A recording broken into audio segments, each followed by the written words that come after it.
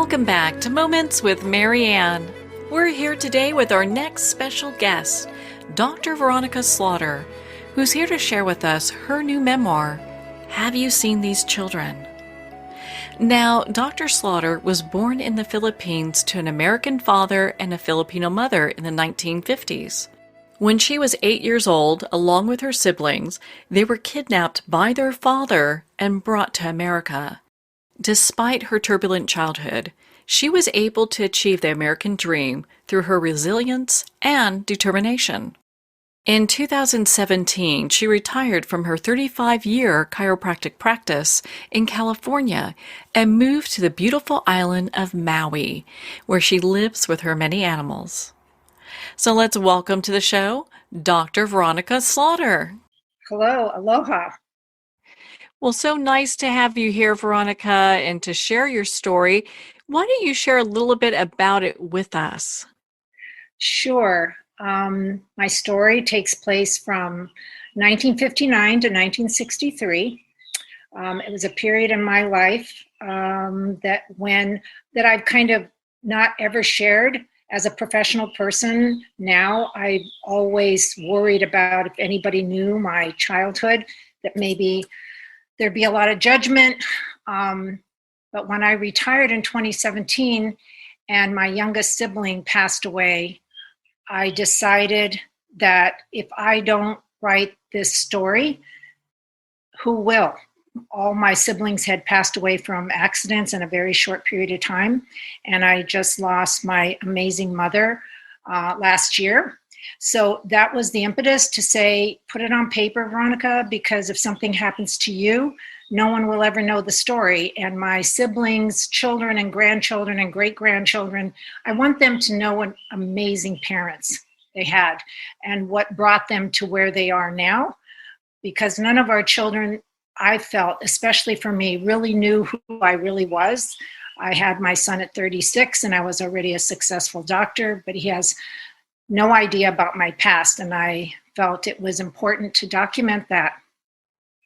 So those 4 years, I was born and raised in the Philippines, and to a Filipino mother and a Scotch-Irish father.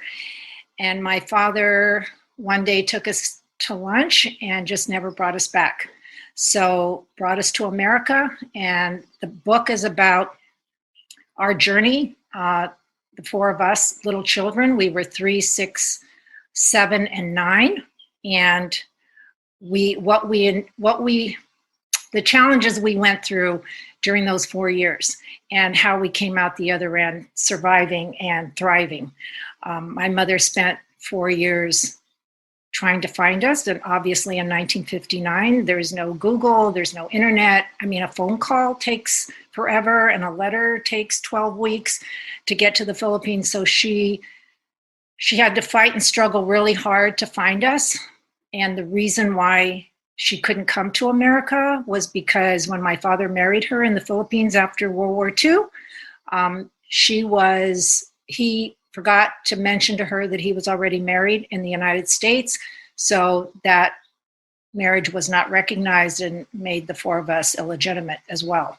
But we were American citizens because of our father. So back in the day, you could slip somebody a little bit of American money and off you go. So yeah, the story takes place from 1959 to 1963. And I find it riveting, and everybody on my social media has said, once you start it, I dare you to put it down. And it's important that people know this isn't about 4 victims. This is about 4 little warriors that found a way to stick together and finally find their mother. So I found it to be a very empowering story because I think, overall, if we look at just family, especially if we look at family abroad, this is something that could possibly happen in a more common way than people imagine. right. And you know what the sad thing is, Marianne, is that a lot of this still happens today, 60 years later. And my whole book is told in, as you know, if you read the book, is my 8-year-old self. It's really told from a child's perspective, which makes it more authentic to me. It's the only way I could have written it. I tried writing it from as an adult, but it didn't work. So, of course, as you know, writing a book is rewriting a book. So, as I'm writing it, and when I come to the end, I realize so much of this is still happening in 2020. Abuse, abduction, child separation, immigration, racism, and all the things that I fought in 1959 that was happening to us, my mother and the four of us children. It's still around, and that makes me really sad. Well, it's interesting because if we look at a book like yours, it helps to shed light on a subject that maybe people are unaware of, don't have education about. So it really starts the discussion on, okay, how can we make changes so this doesn't happen? Yeah, I mean, it's I books like mine. It's an easy read. It's 300 pages. I want the public to know, number one, that children are are much more resilient than people give them credit for. And number two, a little tiny kindnesses go such a long way. And when by telling my story, it's really to keep it constantly in the spotlight that children, 300,000 children are abducted in the United States every single year. And, 350 or I read the statistic are abducted by strangers. The rest are abducted by family members. But you know what, Marianne, an abduction is an abduction. He took us from a life where we were so incredibly happy. My mother is an aristocrat, and we had, back in the day, everybody had maids. We don't call them maids today, but that's what we called them in the Philippines. And they were generational, children's children. And we just had an amazing life. And in one afternoon, we went from this perfect little life to in this country where it was so foreign. My English wasn't good, and people weren't as nice. It was crowded. It was scary. We virtually lived in a car a lot of the time. We lived in so many states. We'd travel state to state in the back of a truck, and I didn't really understand why we were traveling and why my father wasn't taking us back. But I believe now, well, I know now, it was his way of getting back at my mother, because he wanted to go back to the United States and she wanted a divorce, which is kind of hard in the Philippines, or an annulment because they weren't really married. So he wanted to cause her pain, and the best way to cause a woman pain is take her children, and that's what he did. So I don't know how to fix that, except thank God for social media and people. A child is missing and Amber Alerts.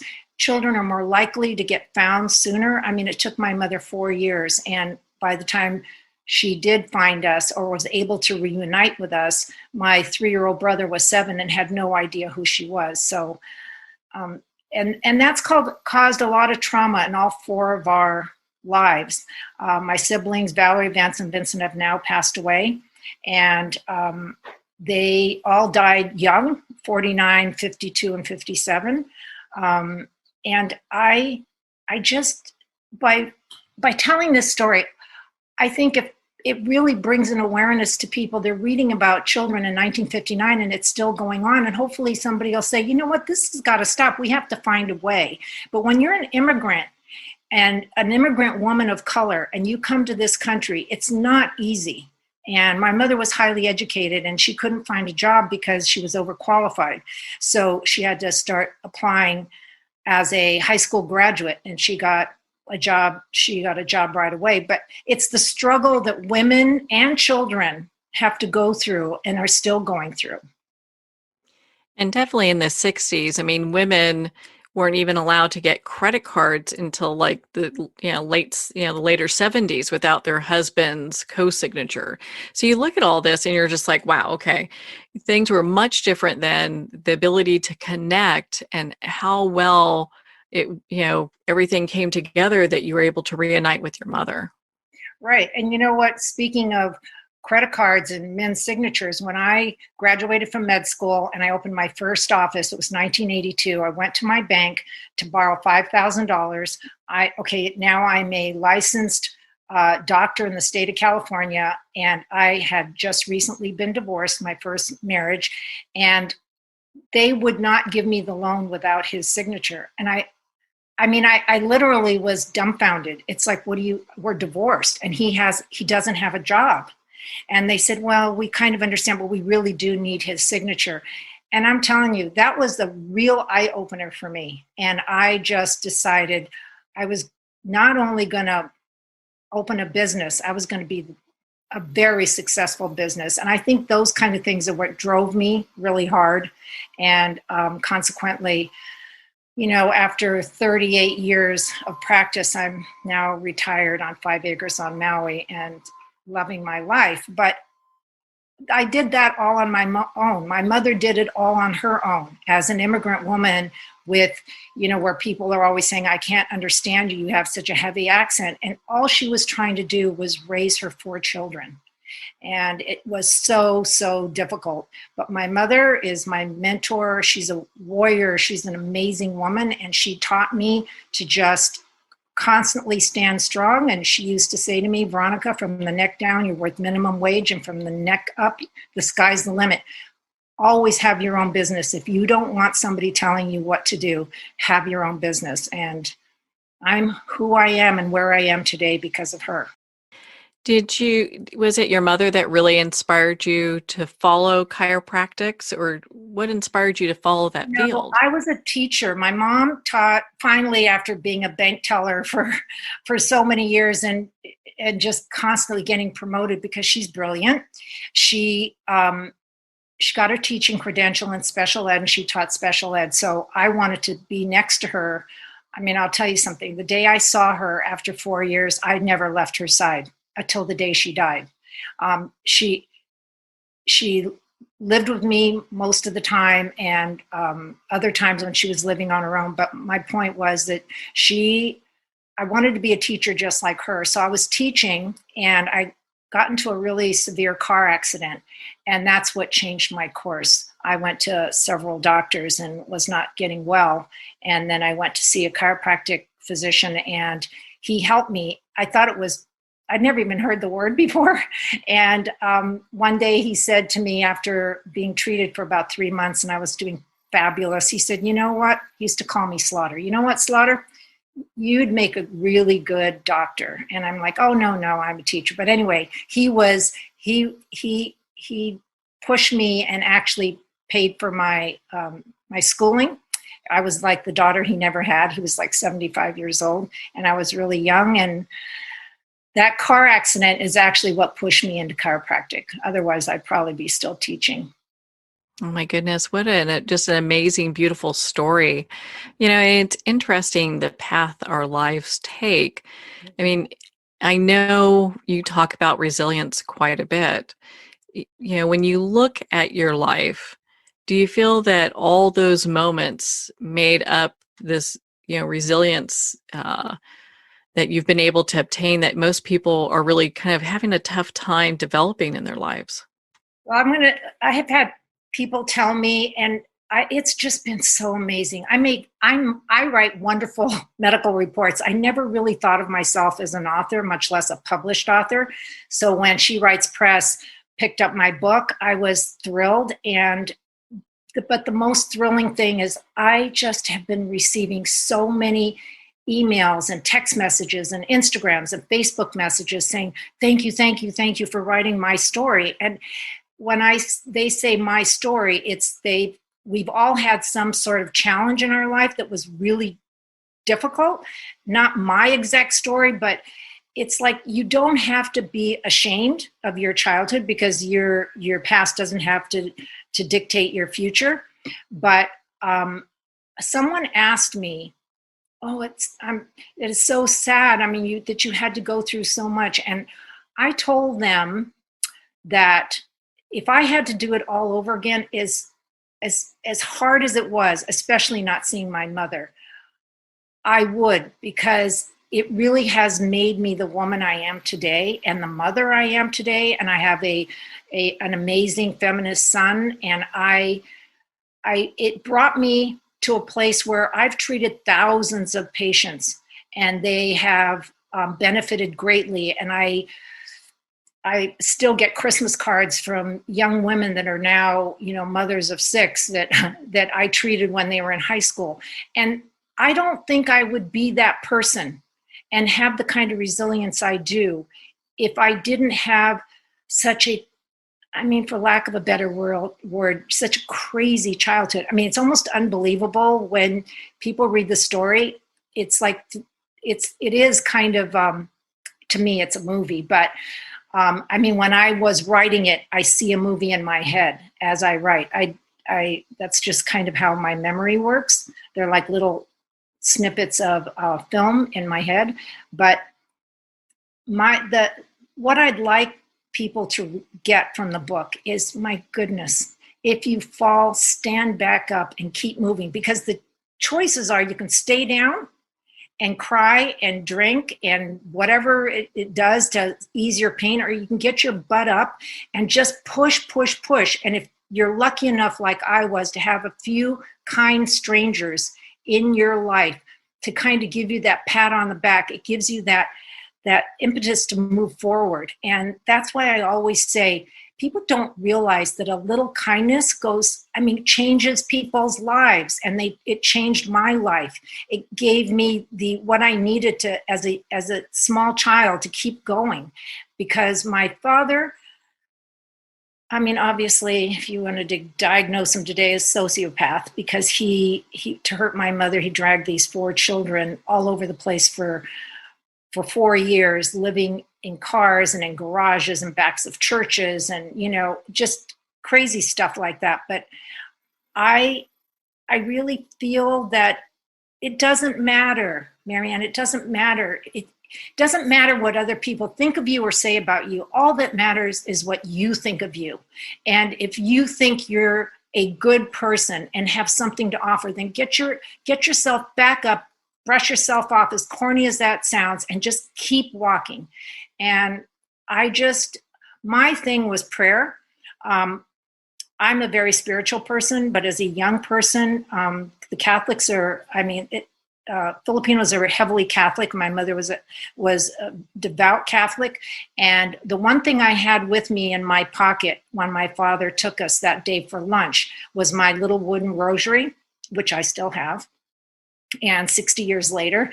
And if it wasn't for that rosary, I prayed that rosary every single day without miss, sometimes twice if I was really struggling. Between the rosary, my youngest little brother, Vincent, who was 3, and I felt responsible for him, and kind words from the janitor at my school in Florence, Texas, who said to me, I told him I didn't have any friends because I was poor, and he said he didn't have any friends because he was poor. And he told me, but you know what, little one, you're smart. You can be somebody with your life. You don't want to be a janitor when you grow up. And it's those kind of things. And I thought, God, Mr. Jackson thinks I'm smart. And I just adored him, even though everybody else didn't seem to like him very much. So I don't know, it's accumulation of all those little things that happened to me as a child. I'm actually grateful. I am grateful, and I'm grateful my mother lived long enough to know that I had finished the book. I wasn't able to put it in her lap, which was my goal, but toward the end of her life, when she was in hospice, I sat next to her with my manuscript in a binder, and I read her every word, and she loved it, and she loved me. Which is most important, always most important, And then hearing the story, how did she feel about hearing this story being told? Because in many ways, it's also, a story of, it's her story. It's a story of, a mom searching for her children, There was a lot of things. My mom, her memory wasn't so good toward the end. She had mild dementia. She knew me and immediately, but she didn't remember a lot of the past. But when I read the story to her, Because I'll tell you something, Marianne, there were things that aren't in the book, because I ran it by all my nieces and nephews, the children of my siblings, to make sure they were all okay with some of the things, because they knew, they were in shock when they read the advance copy. They didn't realize that about their parents, that they had been through so much. So I think with my mom, I I did not. This is the first time, put it this way, that she's heard the whole story, because when she finally found us, we were so we were so thrilled and so elated and so happy. And she would ask us a little bit about our life the past 4 years. I chose not to tell her a lot of it, because why? It would just make her cry. And she had suffered, we'd suffered, but she lost her 4 children. She ended up in a psych ward for 3 months because she couldn't cope. And she was just had lost her mind. I mean, we were all dressed up, ready to go to lunch, and we were supposed to be back in an hour and a half and just never came back. I mean, she just about lost her mind. And so because of that, my reading my manuscript to my mother when she was 95 years old was the first time she heard the story of Yeah. those 4 years.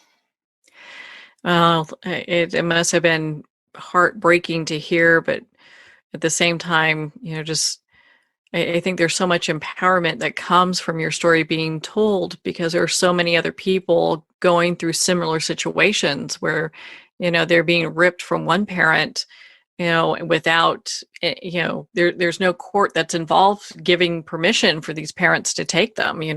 Right. And the thing is, some parents, my mother, thank goodness, gave me unconditional love. I can't say the same for my father, but I'm so grateful I had one parent that loved me to the moon and back. But parents, just from vindictiveness, Marianne, can use their children as pawns or tell their children bad. My father, and not to be a spoiler alert, but in the book, there's a chapter called Where's Mommy? And he got so sick of me asking him every day, because he had told us when we got on the plane, and I was pretty upset. And he just said, no, the plane's full. Your mother's coming on the next plane with Soling. Soling was my personal maid. And I never went anywhere without Soling. So when we landed and they didn't come, he kept saying, oh, well, the plane got delayed. And then she had problems with this, that. And finally, about, I don't know, maybe 6 months into the abduction, I just would ask him every day, when's Mommy coming? Have you heard from Mommy? And finally, he just sat me down and he told me that her plane had crashed and she had died. And Oh my God. that was, yeah, it's even hard to talk about. But I think because I was so religious when I was little, and I had already witnessed my father in 6 months telling people, strangers in restaurants, like lies. And I knew they were lies, but I mean, what are you going to say? I wasn't going to say anything. I mean, my father he'd kill me. So I would listen to him lie. So when he told me that, after, screaming my head off and staying in the bathroom for probably close to 2 days, I kept telling myself, God wouldn't do this to me, and he's lying. He has to be lying. And I just prayed my rosary harder and harder and harder. And my sister said, I know you're upset, but, we have to come to terms with this. And I kept saying, no, I know she's not dead. I know it. So what my point is that parents do horrible things to their children to get back at the other parent. And who does that? I mean, our parents are supposed to love us and protect us and keep us from pain and not give us pain. And parents that do that, I mean, they have no business having children, that they can't see beyond themselves, even at a price to themselves, to give their child unconditional love. I mean, my son, I have one child. When his father and I got divorced, his father and I had great issues, but every day I would tell Francis how much his father loved him, because I've been there. You don't tell a child, oh, your personal stuff. Oh, he was so bad. He was this and he did that and he did this. Why would you tell your child that when they're little and they don't really understand? Those are our adult problems. To put them on the innocent children, that's what's just heartbreaking to me. I mean, I see it. I've seen it when I was teaching. I see it in my practice. Women that come in that have, I mean, I've heard every story you could possibly want to hear. And I'll tell you something, because of my background, Marianne, there isn't one single person that can come into my office and tell me something that I would go, oh my God, really? I would never think that, because I've been there, done that. There wasn't anything anyone's ever said to me that I hadn't been through. So it gave me such a sense of compassion. And I'm a huge hugger, and being Filipino and being a transplant Hawaiian, it's the hardest thing about COVID right now is that I can't hug people as much as it's my way of passing aloha to them or giving them the breath, the love. So yeah, I'm grateful for my background, because it's made me a much better doctor. Oh, you can definitely see that from your story, and just what you provide in your book are lessons and many life lessons that people can read in regards to just how to be a better person, resilience and kindness, without having to walk a certain journey, because everyone's journey is different. But for those that are looking to really understand like the depth of resilience, Yes. and what that means, it really does mean a lot to different people. Yes. Resilience is such a great word, because it goes beyond being strong, and resilience, for me, it's resilience, love, and hope. You never give up on love and hope. And in order to do that through trying times, which we all have, Marianne, there isn't a single person I've ever met that hasn't had some um, put themselves through some trial in their life. You cannot give up on love and hope. You can't start hating people, or or saying, I just think that, thinking the worst of a situation instead of looking for the best of a situation only hurts you. So I tell that to my patients, especially my young patients, how important kindness is to complete strangers at the market. If they're having a bad day and you walk up to them and say, oh, here, let me help you with that, or, oh, that's a beautiful dress you have on, or something minimal, they instantly perk up, and maybe they'll go home and be a little nicer to their children or their spouse or their friend, and that in turn are nicer to their friends. And then I totally believe that the ripple effect and the power, the complete power, maybe I want to say of love, but really just small acts of kindness. I don't know if I kind of got off that subject, but I'm such a huge believer. My mother taught me that, and at 69 years old, every single day I make a point to be kind to a complete stranger. And I think if we all did it, the world would be a better place. What an ageless lesson that is, kindness and small acts of kindness and random kindness. It's there's no price tag for that. That means so much to so many people. We really don't know what people are going through. I mean, if someone's having what we would perceive a bad day, maybe they found out that a family member just died, or they lost their job, or we don't know what's going on with other people. Right. I mean, I was behind a lady in a car, and I was in a hurry to get to Kahului, and she was going so slow, and I'm like, oh God. And I started to tailgate her a little bit to make her go faster, because on Hana Highway, you don't have any choices. It's like one street. And I realized I backed way up, and I thought, wait a minute, she might have just got some bad news, or maybe she's thinking of something. um, Maybe she's on their way to the doctor. And I could see through a rearview mirror, she was an older woman. It's so funny when I say older now at 69. She was about my age. And I backed way up and just gave her lots of space, because I don't know what she's going through. For me to get on her tail or honk my horn or people flip people off or yell at them, where the hell are you? Look where you're going. They don't know what's happening with that person.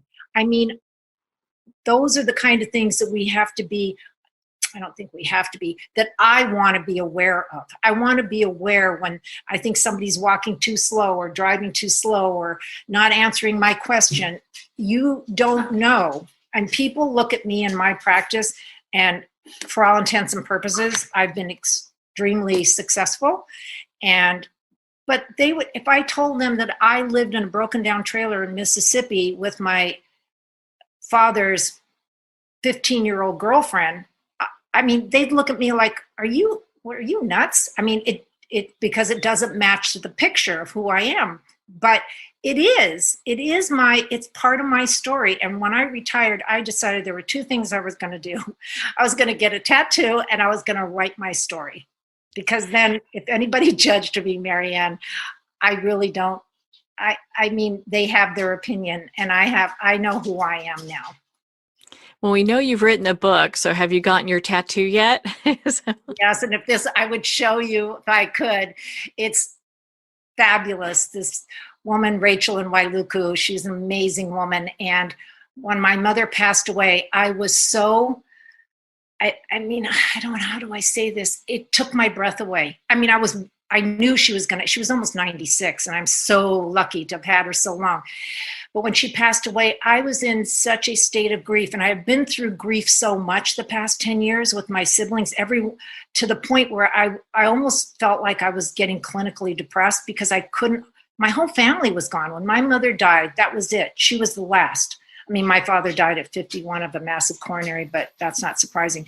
But my mom, when she passed away, all my siblings and my mother are buried on my property here in Haiku on Maui, their ashes. And I have up on the hill, I have a beautiful memorial to my family. But it wasn't even enough. I felt like I wanted to touch her all the time. So the inside of my left forearm the tattoo is about 1 foot long, and it's in memory of my mother. And it's a beautiful lily, because that's her name, is Lily. And she prayed her rosary probably 3 times a day. And there's 3 beautiful, delicate rosaries coming off the lily, and then a spiral, and then a lotus coming out of mud, which is how I've always thought about my life, that I may have been in mud, but lotuses bloom to be these beautiful flowers, even though they have to struggle to bloom coming out of mud. So yeah, so that's my tattoo. Oh And my goodness. a picture of it is not in the book. But on my website, I have a veronicaslaughter.com, and that is, it's the website for the book, and lots of pictures because I put very few pictures in the book, like 15. I just didn't want to fill it with pictures, but all the pictures that I was choosing from are all on the website, Marianne, and some stuff about my mom. So the last little bit, people have asked me the most is, why did your father do it? And why did you keep your last name? And I thought that was interesting that they should ask about my last name, because Slaughter is my last name. And truly, my son just thinks it's very cool that I'm Dr. Slaughter. And I always say to people, well, at least I'm not a plastic surgeon, but I kept my last name because I don't associate my last name necessarily with my father. This is my ancestry. I come from, on my grandmother's side, who loved us dearly and loved my mother, the mother of my dad. She's a pure Scot. And she always told me that Scots were strong and they were brave. And I love the idea that I love my last name. I don't associate my last name with my father at all. So that's the answer to that question, because I think they think because that was so traumatic, you should just get rid of his last name. No, I got rid of him, but not my last name. And the other question about why my father would do such a thing, did he love you so much that he wanted to, it's actually the opposite. And like I said early in the interview here, is that it was his way, his revenge. We were the collateral damage of his revenge to my mother. And that is the saddest part of all. And I'm a huge women's advocate, children's advocate. I speak whenever I can, whenever I get invited, just to share my story and have other people feel the compassion I feel for single moms and little children and all the things that I personally think that it's harder for women. Not to say that men don't have it hard, but generally speaking, women still only make 70 cents on the dollar, and they have to raise the children. Well, Veronica, my goodness, we could talk all day. You have, your story, I think, is just so empowering for so many women. Why don't you share with us your website one more time? It's veronicaslaughter.com, and the name of the book is Have You Seen These Children? And you can get it it's also an audiobook, Amazon, Barnes & Noble, all over the place. And if you don't believe me about what it's done for some people, I hate to my mother taught me, you never brag about yourself, but if you read some of the reviews on Amazon, I mean, they blew me away. The one thing that was consistent in 99% of the reviews was, once you start, I dare you to put it down. And my Kirkus review said the same thing. So what an empowering, gosh, get that from Kirkus. You've got to love that. Well, Veronica, thank you so much for taking the time to be on the show with us here today. It was easy being with you, Marianne. Thank you so much. Well, thank you, Dr. Slaughter. It has been such an honor to spend this time with you and to talk about your memoir, Have You Seen These Children? Have You Seen These Children? It's available at Amazon, Barnes & Noble, and all indie retailers.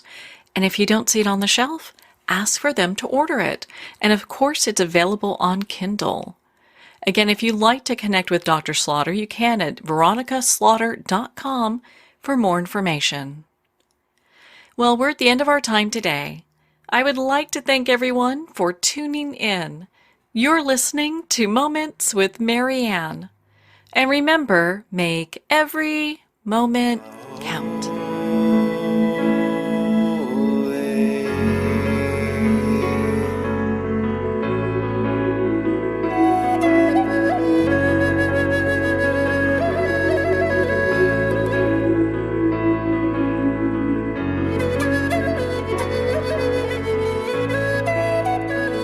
In a single moment, your life can change. Moments with Marianne is a transformative hour that covers an endless array of topics with the best of the best. Her guests are leaders in their fields, ranging from inspirational authors, top industry leaders, and business and spiritual entrepreneurs. Each guest is gifted and a true visionary. A recognized leader in her own work, and while teaching others to develop, refocus, and grow, Marianne will bring the best guest and sometimes a special surprise. Don't miss this. You never know just which moment will change your life forever. Moments with Marianne airs every Sunday, Monday, Thursday, and Friday at 8 p.m. Eastern and 5 p.m. Pacific Time. Make sure to tune in and visit momentswithmarianne.com for more information.